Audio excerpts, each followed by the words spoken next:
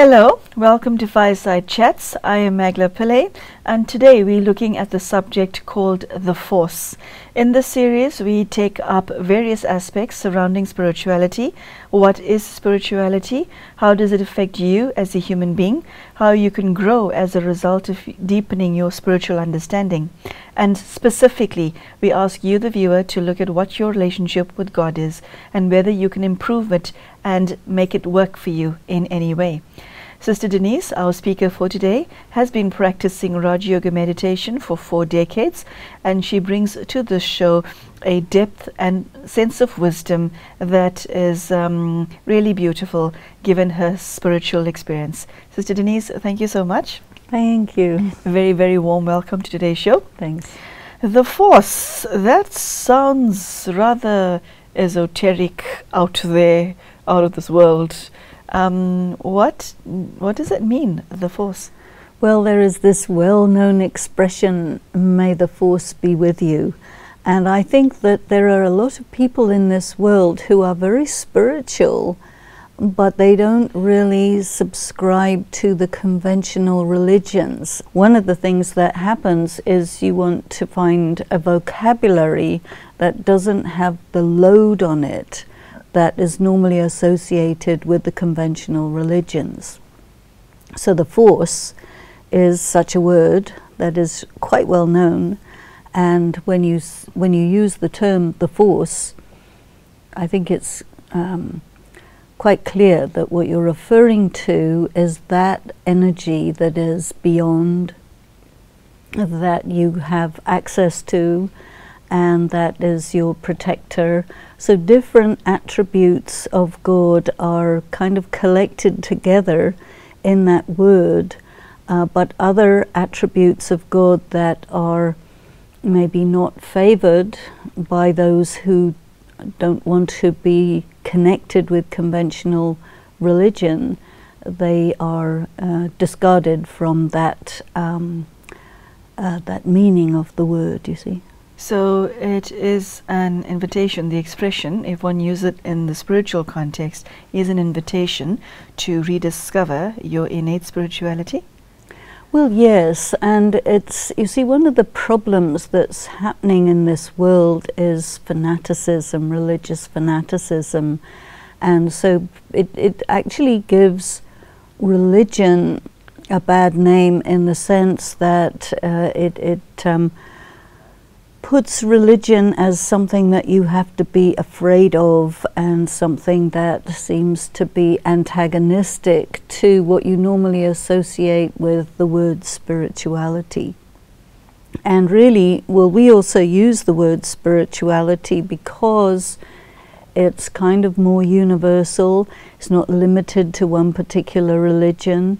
It's not limited to the religious way, but it indicates something which is internal, which is subtle, which is a little mystical, and which you have access to independently of, organized religion.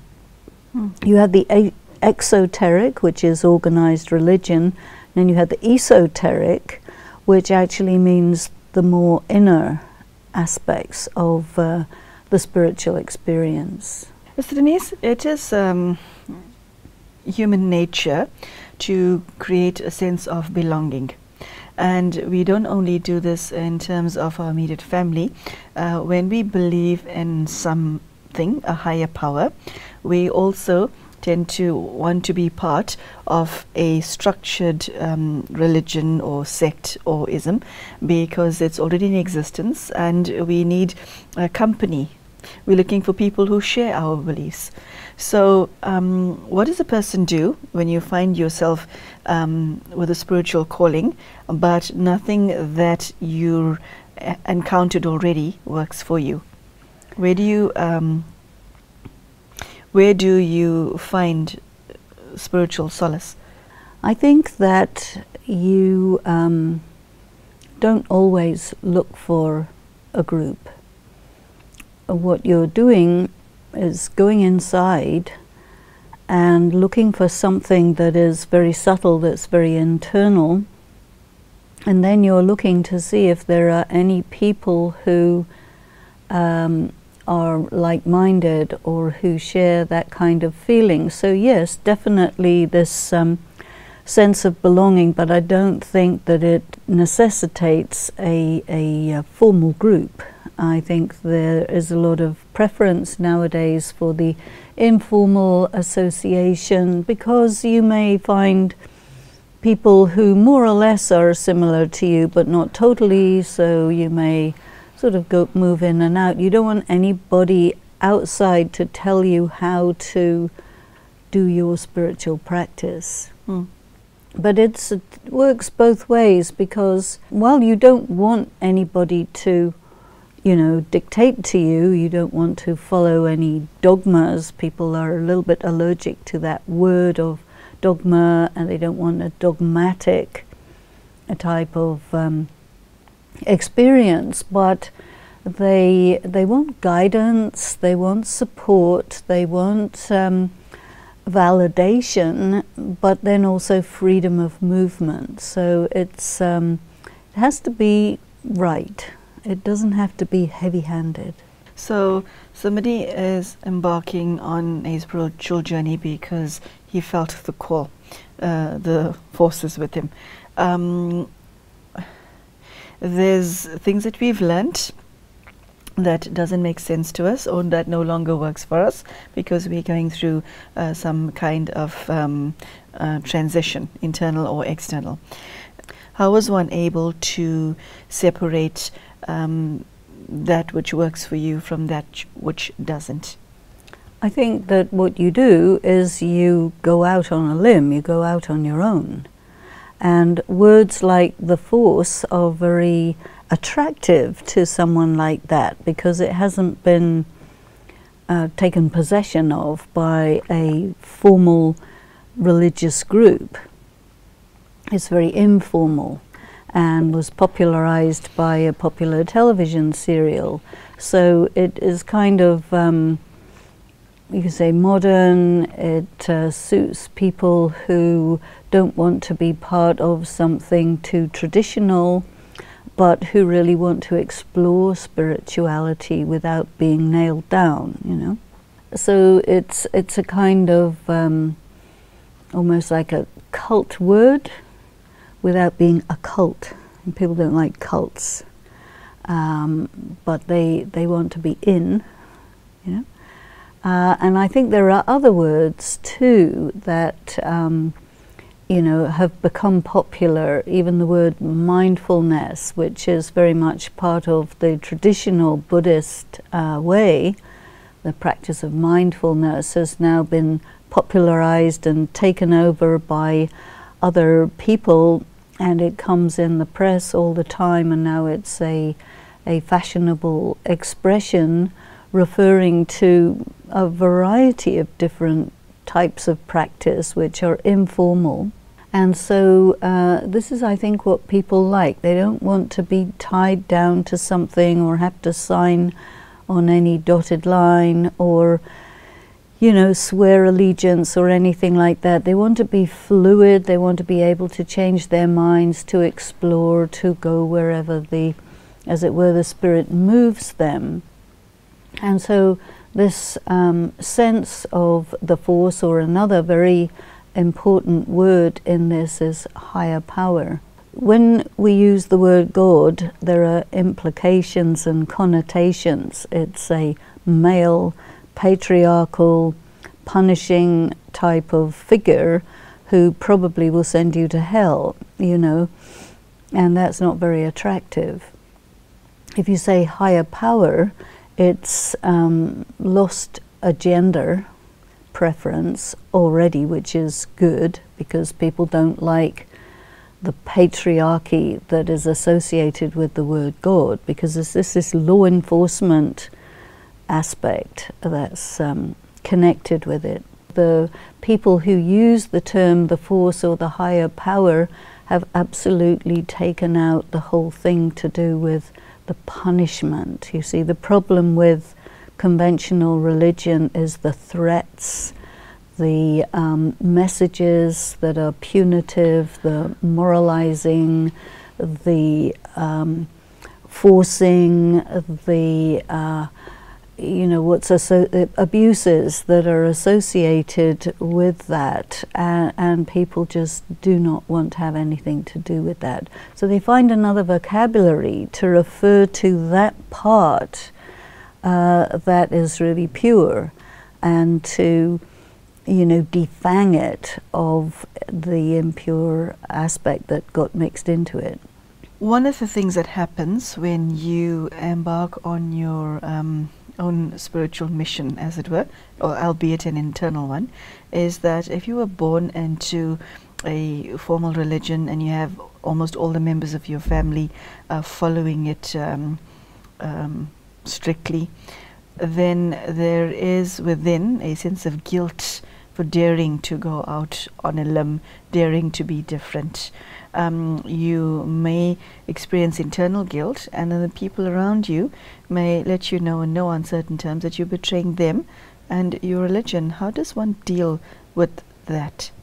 Well, you have to see what your situation is, and of course there are many who are in that kind of situation. I was lucky enough not to be, so I never had to deal with that in a personal way.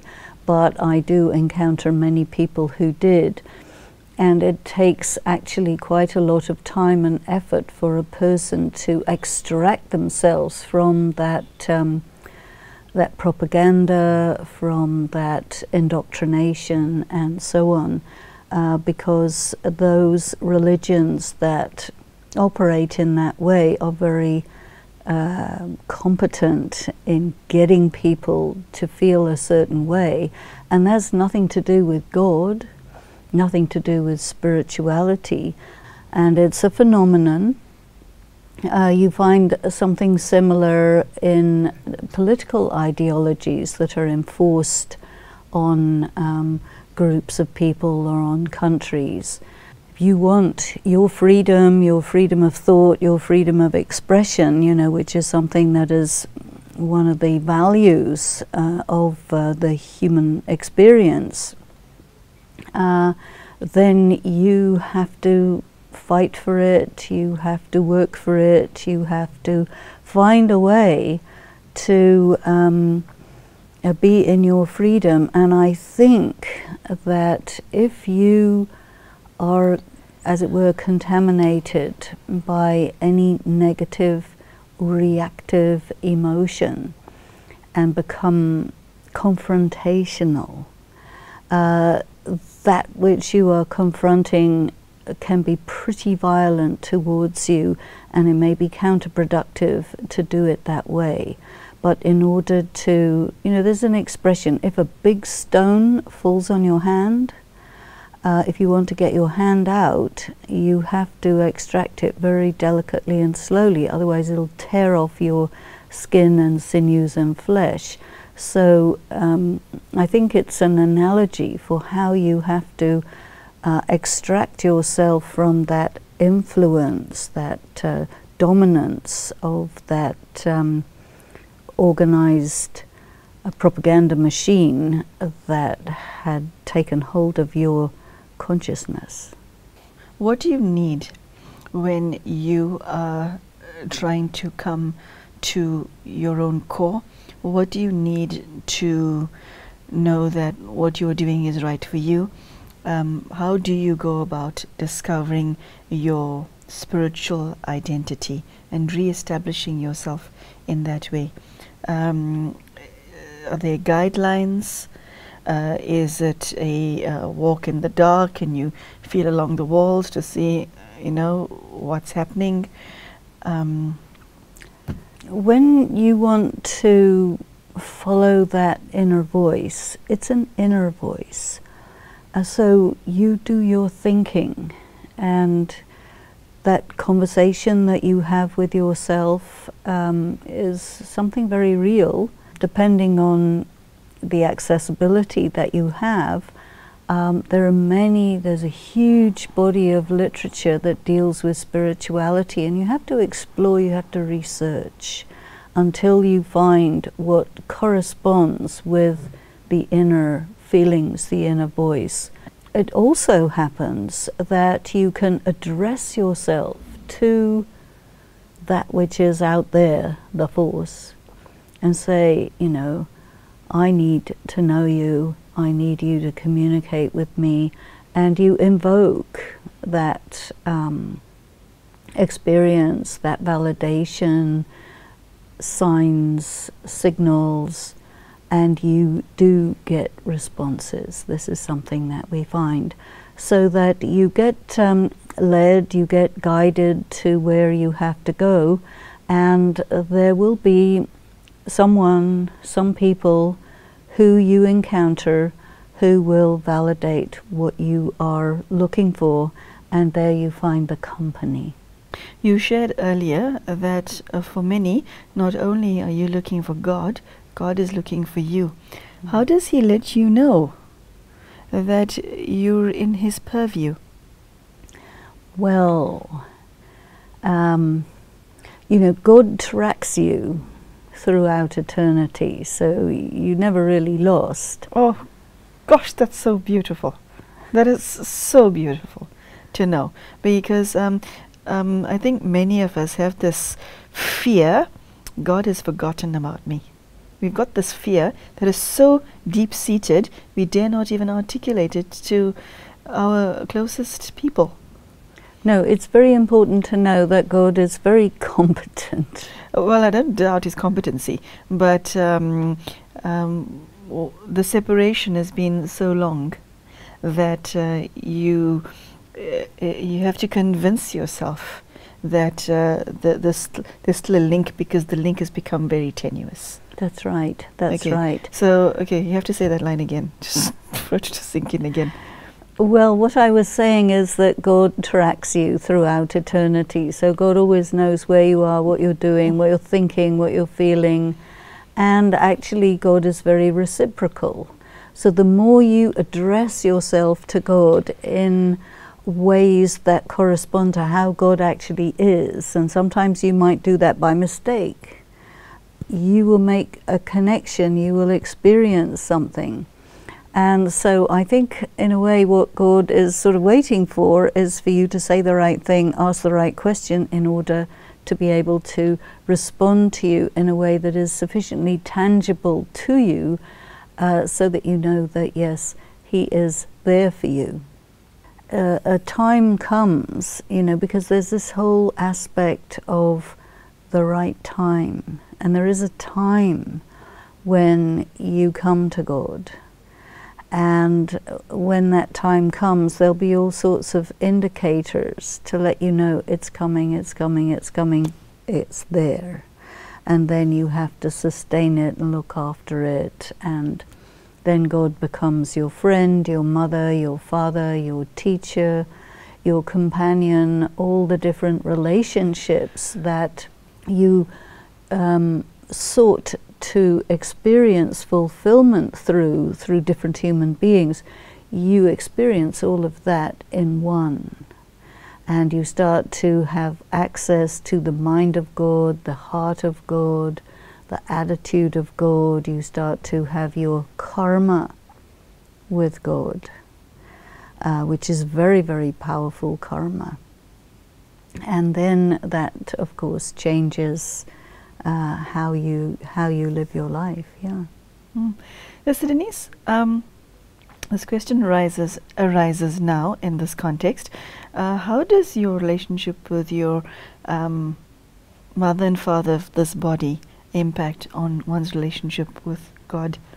I think it impacts quite a lot. For example, if you've had a bad relationship with your mother and or father, then when God comes up as a possibility to be your father, you say, well, I don't do father.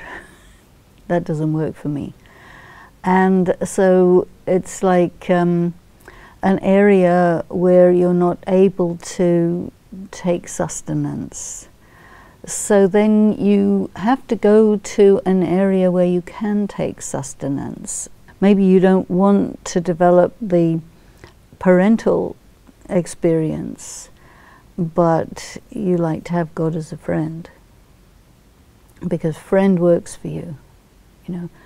Sometimes, you know, I think, well, look, you know, why can't you just be God? Don't have all these other relationships. Just be God, and I can have God as God. Why not? What's wrong with that? You know, because it doesn't have any of the connotations of all the problems that happen in human relationships. And it does not have worldly nuances. That's right. Yeah. And so I like to do that. I see. Okay, so one has to be aware that your relationship with people here on earth impacts the way you view God, but because God is so unique, you can have a relationship with Him that doesn't have a human title to it. Yes, yes, and I think that's quite good, so I go for that, you know. But there are some cultures that are so caught up in relationships and that you don't have an identity if you don't have a mother, father, sister, brother, whatnot, and so forth. But the culture that I come from, your identity doesn't come from the people that you're related to. You see, for me, my identity comes from me. And I'm not concerned about being the daughter of, sister of, brother of, whatever it is. That's not in my cultural baggage, you can say. So I'm a person who is very used to my own company, and my sense of self is to do more with how my mind works, what I like, what I agree with, what I think, you know, all of this, you see. And so then God comes into there as a very special person and a great complement or a complementary relationship, which has nothing to do with the human world, you know. But a lot of people are not like that. Okay. Okay, so do what works for you. So, Sister Denise, we're coming to the end of today's episode. The force, how does one keep the power of the divine with you, even though you're just commencing your spiritual journey, even though you have more questions than answers, even more you have more doubt than faith, even though you have all of your insecurities and fears, your baggage, but yet there's a pull towards God. How do you sustain that energy? God is the teacher. God is the intelligence of the wise. God communicates. God has a great deal to say. God will say, you know what, I'm God, and you're my child. Now we need to get together. So it's not that just only you are reaching out to God. God is reaching out to you. So it is symbiotic. It is a relationship that works two ways. And so you need to come into contact with what God teaches. You need access to that. And then start to study that and work with that, because these teachings cause you at the level of the mind to be close to God and enable you to have your own communication with God, where you're not dependent on some intermediary. So this is a wonderful thing, you know, and this is how you develop it, cultivate it, keep it going, and sustain yourself. Sister Denise, thank you so much for sharing your words of wisdom. It's been extremely educational. Thank you. So there you have it. May the force be with you, and in this context it is the spiritual force and not any other kind. We all have spiritual dreams and desires, whether we realize it or not. There's something within us that's pulled towards our own truth, as well as the truth, the Supreme Soul. And so Sister Denise has answered the questions that may exist in your mind as regards your own personal quest. And we do wish you everything of the best in your spiritual journey. May the force be with you. Goodbye.